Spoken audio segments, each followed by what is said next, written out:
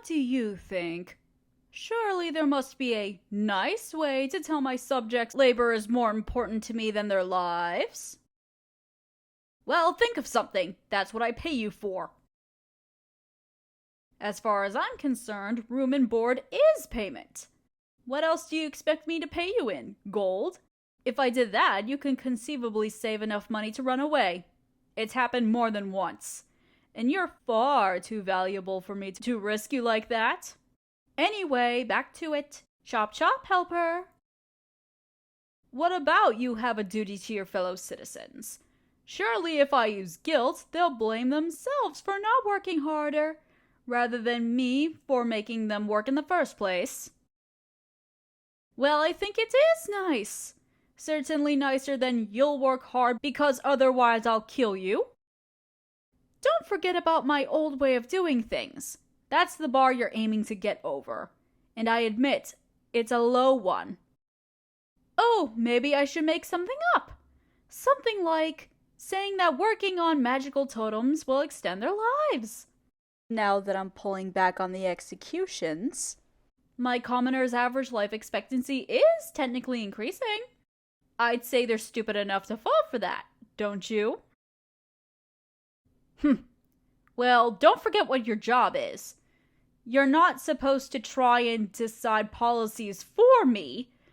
I've been inspired by you to do things a different way. Sometimes. But you don't get to tell me what to do. Only how to do it, so that people don't hate me for it.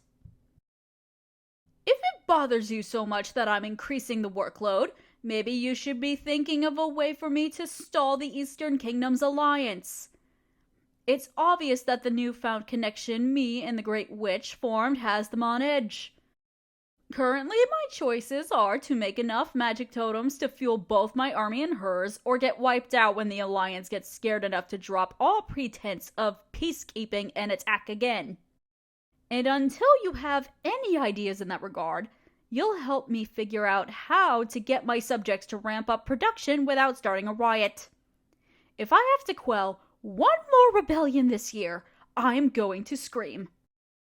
Just stick to what you're good at, helper. You be the pleasant little goody two-shoes, and I'll actually run this empire. Let's not forget that I'm the one that created it, with only a tiny little debt-choked kingdom to start it off with. Ha! I only care about your principles when they serve me. You've served me very well up until now, far better than I expected of you, but that doesn't make us equals, helper. It doesn't mean I have to do anything that you have to say. We've had quite a few positive interactions as of late, but I hope that you can keep in mind that punishments aren't off the table for you. You serve me well, and you are one of very few people that I can actually say that I like. But I didn't get to where I am today by being sentimental or even merciful. You need to keep being useful to me if you want to stay in my good graces, little helper. Oh dear, now I've upset you. I don't like it when you look at me like that. It spoils your otherwise pleasant face. Think of it in a positive light. Isn't that what you're always about? I think it's a good thing that I have complete and total control over your life. You're doing such important things now. What were you even accomplishing before I brought you here? Herding sheep? Growing carrots? I really think you're overthinking things. All you need to do is make the things I say sound nice, and you'll get to live in luxury. That's all. What? What's that face? You look like a commoner who was told that they have to take a bath. Nothing that I'm saying should be all that shocking. And what's that supposed to mean? It's just hitting you? Honestly, you're making less sense than usual, and I don't have time for it. We still have to write this royal decree, and I'd like it to be finished before lunch. Sit back down. I didn't tell you you could take a break. What? Get back here! What do you think you're running from? Well, don't just stand there poking your heads in here, you idiots. What kind of guards are you? Bring them back to me! Ah, well, that was unexpected. I'm still not certain what you were trying to accomplish. Plenty of people have tried to escape from my palace. People smarter and faster than you. Running away through the front door right in front of me would never work in 1,000 years. Mental breakdown. Guards, you've done your job. You can leave now. Well, if they run again, you can catch them again. Go!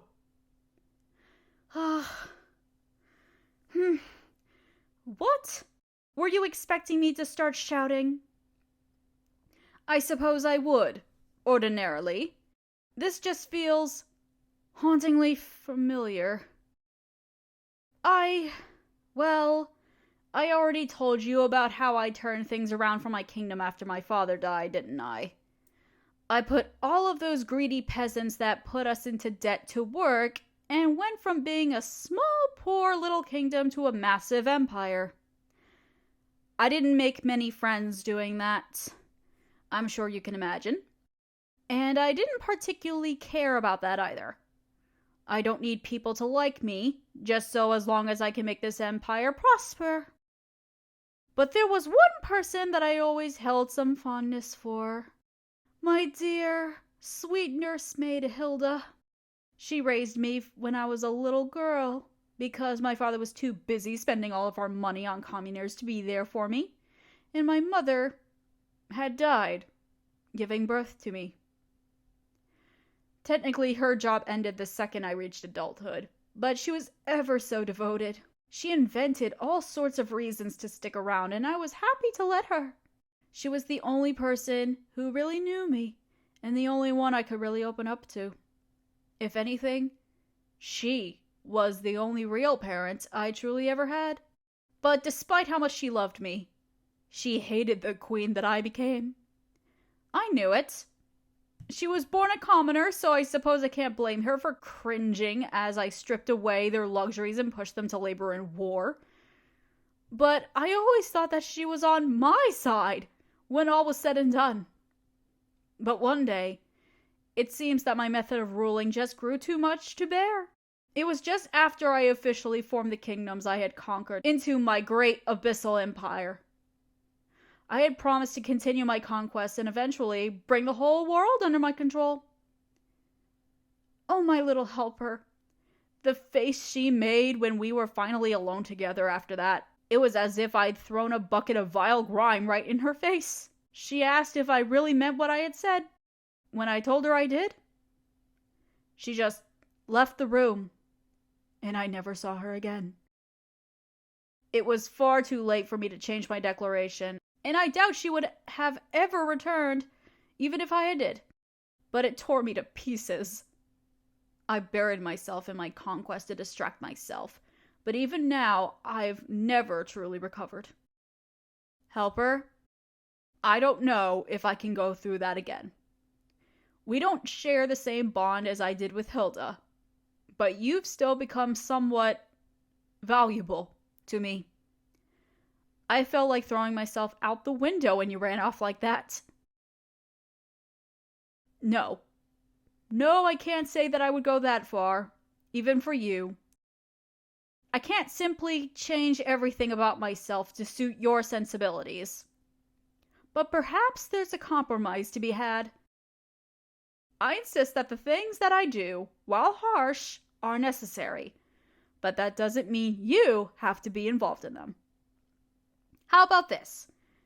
If I ever ask you to help me with something too difficult to take, you can refuse. I would request that you would not abuse this privilege, of course. As it stands, you would be the only person in the Empire I would allow to refuse an order at all. If you refuse, then I'll have a choice to make. If I truly think it's necessary, then I'll continue. And at least you don't have to be involved. But perhaps I will have to evaluate if some of my decisions are truly as necessary as I claim. Ugh, don't get sappy on me now.